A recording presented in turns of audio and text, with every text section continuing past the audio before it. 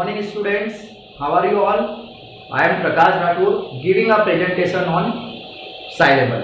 ठीक है, तो आइए हम साइलेबल समझते हैं। साइलेबल क्या होते हैं, क्यों जरूरी, ये बता देता हूँ मैं आपको। सबसे पहले इंग्लिश की जब आप रीडिंग करते हैं तो कई बार जो बड़ी स्पेलिंग होती है, कठिन शब्द जो होते हैं उनको पढ़ने में परेशानी आती है, तो उनको पढ़ने में किसी भी प्रकार की कोई परेशानी नहीं आए, इसके लिए मैं आपको साइलेबल बताने वाला हूँ। ठीक है, तो आइए समझते हैं साइलेबिक स्ट्रक्चर क्या होते हैं।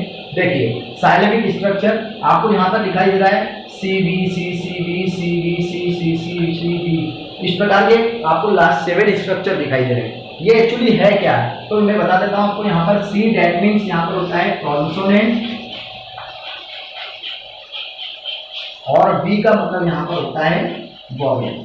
ठीक है, तो ये जितने भी है कॉन्सोनेंट वॉवेल है, consonant vowel, consonant consonant vowel, consonant vowel, consonant consonant consonant consonant vowel. ठीक है, इस प्रकार से ये 7 स्ट्रक्चर है, ये आपको अपने दिमाग में रखना है। एक्चुअली ये जो स्ट्रक्चर है, ठीक है, ये हेल्प करेंगे आपके इंग्लिश को सही पढ़ने में और डिफिकल्ट स्पेलिंग को आसानी से पढ़ने में। ठीक है, आप यहाँ पर एक बात गौर कीजिए कि जितनी भी जगह कॉन्सोनेंट चाहे 1 हो, 2 हो या 3 हो, लेकिन कहीं ना कहीं एक वोवेल जरूर आया हुआ है।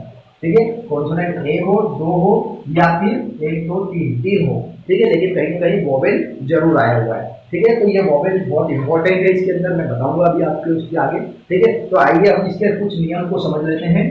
First of all, you have to read first 2 alphabet of English spelling, that is consonant और vowel। ठीक है, सबसे पहले आपको क्या देखना है, कोई भी जो भी डिफिकल्ट स्पेलिंग है उसके स्टार्टिंग के 2 शब्द देखना है कि स्टार्टिंग के 2 शब्द कॉन्सोनेंट है या फिर वो 2 शब्द वॉवेल है। ठीक है, अब ये क्या होते हैं या कैसे होंगे मैं बताऊंगा आगे। When 2 consonants come together in English spelling, so you have to separate to each other to put dash between the 2 consonants। यदि 2 कॉन्सोनेंट एक साथ आ जाते हैं तो उन दोनों कॉन्सोनेंट को कभी भी आपको एक साथ नहीं लिखना है, आपको उनको हमेशा अलग अलग लिखना है डैश लगाकर। तीसरा रूल है, when 2 or more vowels come together in English spelling, so you have to separate both, sorry you have to write down both together. ठीक है, अगर 2 वोवेल एक साथ आ जाए या 2 से अधिक वोवेल एक साथ आ जाए तो आपको उनको कभी भी अलग नहीं लिखना है, उनको हमेशा साथ में लिखना है। देखिए, सेकंड रूल में था कि 2 कॉन्सोनेंट एक साथ आ जाए तो अलग अलग करना है, लेकिन अगर 2 या 2 से अधिक वोवेल आ जाए तो आपको उनको अलग नहीं करना है, ये बात ध्यान रखिए आप। अगला आपका रूल है, when 2 consonants come together who make English word of Hindi names, so you have to write down both together। कई बार जो 2 कॉन्सोनेंट अगर आ जाए और वो 2 कॉन्सोनेंट हिंदी के हो, हिंदी अल्फाबेट के, जैसे कि थ के लिए आता है टी और एच, च के लिए सी एच, फ के लिए पी एच ए। ठीक है, तो ये जो 2 कॉन्सोनेंट अगर इस प्रकार से एक साथ आ जाए तो आपको हमेशा इनको साथ में लिखना है। साथ में उन कॉन्सोनेंट को नहीं लिखना है जिनसे कोई स्पेलिंग नहीं बनती हो या जिनसे कोई हिंदी के शब्द नहीं बनते हो, लेकिन हिंदी के शब्द या हिंदी के वर्णमाला बनने वाले शब्द को साथ में ही लिखना है, इस बात का विशेष ध्यान रखिए। अगला है, if vowel is come starting the English spelling then 2 consonant come, so you have to write down the vowel of separate. ठीक है, अगर स्टार्टिंग में कोई भी स्पेलिंग हो, उसके स्टार्टिंग में वोवेल आ जाए और उसके बाद में 2 कॉन्सोनेंट आ जाए तो आपको उनको अलग अलग करना है। ठीक है, स्पेलिंग वोवेल को अलग करना है। ठीक है, आइए समझते हैं हम लोग इसको। ठीक है, ये देखिए आपके सामने दिखाई दे रहा है, कुछ स्पेलिंग मैंने यहाँ पर ली है ना, जो थोड़ी कठिन है ना, बहुत तो आप पढ़ भी पाएंगे, नहीं पढ़ पाएंगे तो मैं आपको इसका बहुत इजी तरीका बता देता हूँ। आप यहाँ पर देख रहे हैं, मैंने एक स्पेलिंग ली है TREACRBATION। ठीक है, इसको सेपरेट करने की टेक्निक देखते हैं पहले। ठीक है, क्या देखेंगे, मैंने आपको पहले रूल बताया कि सबसे पहले आपको स्टार्टिंग के 2 शब्द देखना है, वो कॉन्सोनेंट है या वोवेल। तो आप देखें, स्टार्टिंग के दोनों शब्द क्या है, कॉन्सोनेंट है। फिर उसके बाद आप अगर हम चाहें तो अलग अलग कर सकते हैं, क्योंकि मैंने बोला आपको कि 2 कॉन्सोनेंट अगर एक साथ आ जाए तो उनको अलग करना है। लेकिन आप एक बात यहाँ पर ध्यान दें कि ये जो आर है, R is the semi vowel.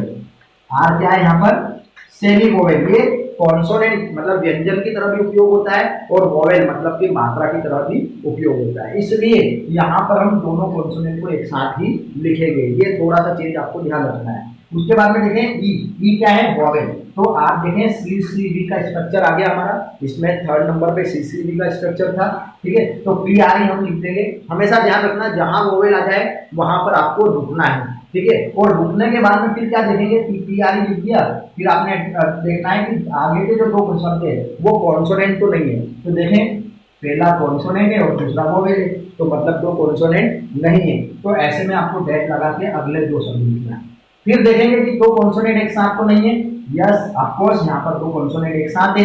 क्या किया जाए, दोनों को अलग अलग करना है, मैंने बता चुका था। तो आपको इस आर को इधर लिखना है, डैश लगा के डी को इधर लिखना है। फिर देखेंगे दो कॉन्सोनेंट तो नहीं है, तो ये यहाँ पे वोवेल है, डेट मीन दो कॉन्सोनेंट नहीं है, तो यहाँ पर आपको इसको साथ में लिखना है। फिर देखें दो कॉन्सोनेंट एक साथ तो नहीं है, दिखाई दे रहा है आपको, एक कंसोनेंट है दूसरा वोवेल है, मतलब एक साथ नहीं है, तो आप टी आई साथ में लिख देंगे, लेकिन यहाँ पर आई के बाद में ओ, ये क्या है, वोवेल है। और मैं बता चुका हूँ आपको रूल कि अगर दो या दो से अधिक वोवेल आ जाए तो आप हमेशा इनको साथ में लिखेंगे। तो इसमें टी आई हो। अब बचा एन, अगर इनको मैं सेपरेट लिखूंगा तो इसके लिए हमारे पास कोई भी रूल नहीं है, क्योंकि आपने कहीं पर भी अकेला वोवेल या फिर कॉन्सोनेंट नहीं देखा, ठीक है। तो इसलिए ये साथ में जाएंगे। और आखिरी में हमेशा ये बात ध्यान रखना कि 2, 4, 5, 6 स्पेलिंग तक के जो अल्फाबेट तक के जो वर्ड है वो एक साथ लिखे जा सकते हैं, लेकिन लास्ट में, ठीक है। तो इस प्रकार से हम इसको आसानी से पढ़ सकते हैं। छोटे बच्चे जो फर्स्ट सेकेंड क्लास के हैं वो भी इसको बहुत आसानी से पढ़ सकते हैं। उनको पता है कि 2 या 3 स्पेलिंग, 2 या 3 अल्फाबेट वाली जो स्पेलिंग होती है वो बहुत आसानी से पढ़ लेते हैं। कैसे, जैसे P R E pre, S E R जर, बी ए वे सन, प्रिजर्वेशन, प्रिजर्वेशन, ठीक है। और इस प्रकार से स्पेलिंग हो जाएगी प्रिजर्वेशन। इसी प्रकार से मैं आपको एक स्पेलिंग और समझाना चाहूंगा, इसको मैं करके बता देता हूँ। ये देखिए आप, CONDENSACION, आइए इसको हम लोग समझते हैं। यहाँ पर सिंपली सी, डेट मीन्स सी क्या है, कॉन्सोनेंट है, वो क्या है, वोवेल। और मैंने आपको बताया कि जब भी वोवेल आए आपको रुकना है, तो सी और ओ लिख के मैं रुक जाऊंगा। फिर देखूंगा दो कंसोनेंट एक साथ तो नहीं है। यस ऑफ कोर्स एन भी कंसोनेंट है, डी कंसोनेंट है, तो एन को मैं इधर लिख दूंगा, डैश लगा के डी को इधर लिख दूंगा। फिर देखेंगे कि अगले दो शब्द कॉन्सोनेंट तो नहीं है, तो ई वोवेल है, दैट मींस नहीं है, तो ई को लिख दूं। फिर देखेंगे दो कंसोनेंट एक साथ तो नहीं है, तो एन भी कंसोनेंट है और एस भी कंसोनेंट है। इसका मतलब क्या हो गया, आपको एन इधर लिखना है और एस इधर लिखना है। फिर देखेंगे दो कंसोनेंट एक साथ तो नहीं है, ऑफ कोर्स नहीं है, ए वोवेल है और बी कॉन्सोनेंट है, इसका मतलब नहीं है, तो यहाँ पर आप ए लिख देंगे। फिर देखेंगे दो कॉन्सोनेंट एक साथ तो नहीं है, तो यहाँ पर सी आई, अब बचा ओ को साथ में लिखना ही है आपको, और आखिरी में नहीं। तो इस प्रकार से कंडेंसेशन, कंडेंसेशन, ठीक है। तो बहुत आसानी से हम इसको कर सकते हैं। छोटे बच्चे चाहे वो यूकेजी पे हो या फर्स्ट सेकेंड पे हो, वो भी बड़ी बड़ी स्पेलिंग को बहुत आसानी से इनके द्वारा पढ़ सकते हैं। आइए नेक्स्ट देखते हैं हम लोग। नेक्स्ट आप यहाँ पर देख पा रहे हैं कुछ स्पेलिंग और भी है, ये थोड़ी सी डिफिकल्ट स्पेलिंग है, मैं इसको करके बताता हूँ। आप देखेंगे यहाँ पर P क्या है, consonant, S consonant, Y consonant, C consonant, H consonant, then vowel. आप देखेंगे कितना डिफिकल्ट स्ट्रक्चर है कि 5 कॉन्सोनेंट के बाद में अगला वोवेल आता है। मतलब हमें, हमारे पास में रूल यही है कि जब तक वोवेल नहीं आए तब तक लिखना है। लेकिन मैं आपको बता चुका हूँ, तो यहाँ पर ये जो Y है, ये Y भी यहाँ पर क्या है, सेमी वोवेल, ठीक है, क्योंकि इसका भी उपयोग जो है मात्रा की तरह होता है। तो ये सेमी वोवेल है। दैट मींस हम ये कर सकते हैं कि consonant, consonant, consonant and vowel, ठीक है। तो ये कॉन्सोनेंट, कॉन्सोनेंट और वाई क्या आ गया, वोवेल, ठीक है। तो पी एस और वाई, कॉन्सोनेंट, कॉन्सोनेंट, वोवेल, इनको मैं अलग करके लिख दूंगा। फिर देखूंगा अगले दो शब्द कॉन्सोनेंट तो नहीं है, तो यह सपोज दो शब्द सी और एच कॉन्सोनेंट है, लेकिन इनसे हिंदी का कोई अल्फाबेट वर्णमाला बन रही है च, तो इसके लिए हम इनको साथ में ही लिखेंगे। ये रूल है, मैं पहले बता चुका हूँ, आप देख भी सकते हैं, ठीक है। फिर है ओ, ठीक है, ये वोवेल है तो इसको साथ में लिखना है, क्योंकि जब तक वोवेल नहीं आए तब तक आपको रुकना नहीं है, साथ में लिखना है, तो ये लिख दिया। फिर हम देखेंगे कि अगले दो शब्द कॉन्सोनेंट तो नहीं है, ऑफ कोर्स नहीं है, एल कॉन्सोनेंट है और बी वोवेल है, तो एल और ओ साथ में लिख दिया। फिर देखेंगे दो कॉन्सोनेंट एक साथ तो नहीं है, जी कॉन्सोनेंट है, आई वोवेल है, तो जी आई साथ में लिख दिया। फिर देखेंगे दो कॉन्सोनेंट एक साथ तो नहीं है, ऑफ कोर्स कॉन्सोनेंट एक साथ है, अलग अलग लिखना चाहिए, लेकिन अगर मैं एस को अलग लिख दूं और टी को अलग लिख दूं तो ये हमारे पास इसका कोई रूल नहीं है, इसलिए हमें इसको साथ में लिखाना पड़ेगा।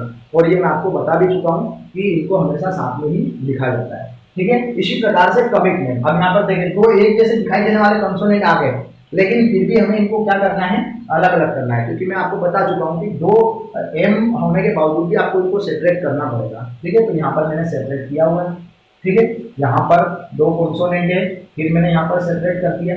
ठीक है, तो इस प्रकार से आगे की स्लाइड में देखते हैं हम लोग और भी। ये देखिए, अब यहाँ पर देखिए आप PHOUGHT, ये स्पेलिंग है, कई बार इसको बोलने में परेशानी आती है ना। तो देखें PH दोनों कंसोनेंट साथ में लिख दिया, क्योंकि ये हिंदी का नाम है ना, हिंदी के वर्णमाला, इसलिए इसको साथ में लिखेंगे। अब O क्या है, वोवेल है, तो साथ में लिखाएगा। लेकिन U फिर वोवेल है, और मैंने बताया कि दो या दो से अधिक वोवेल आए तो साथ में लिखना है, तो THOU साथ में आ गए। अब देखेंगे कि आगे के दो शब्द कॉन्सोनेंट तो नहीं है, ऑफकोर्स दोनों शब्द कॉन्सोनेंट है, लेकिन क्योंकि कॉन्सोनेंट GH को मिलकर क्या बनता है, GH को मिलकर घ बनता है हिंदी की वर्णमाला, इसलिए इनको साथ में ही लिखा जाएगा। फिर देखेंगे T, तो ये भी कॉन्सोनेंट है, उसको भी हमको साथ में लिखना है। ठीक है, लेकिन एक बात हमेशा ध्यान रखना है, GH को कभी भी पढ़ा नहीं जाता। GH is the silent word in every spelling. ठीक है, तो इसलिए TH के लिए ठा, T के लिए ट, तो हो गया ठाट। ठीक है, तो इसको आप ठाट पढ़ेंगे। नेक्स्ट है आपका, इसको स्पेलिंग है, बड़ी स्पेलिंग है, थोड़ी सी आप साइंस की स्पेलिंग है, देखेंगे आप। ओ क्या है, वोवेल है। ठीक है, ओ के बाद में दो कॉन्सोनेंट, ये हमारा लास्ट रूल है। ठीक है, दो कॉन्सोनेंट एक साथ आए, क्या करना है, तो दो कॉन्सोनेंट है तो एक को अलग लिखना है, तो दोनों कॉन्सोनेंट को हमने अलग अलग लिख दिया।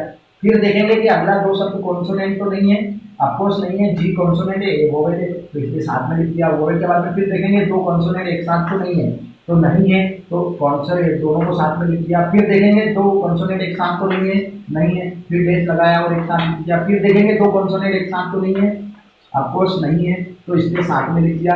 फिर बचा ओ भी वो मिले, तो साथ में लिखेंगे एन के लिए, यहाँ पर कॉन्सोनेंट एन आता है, तो ये हो गया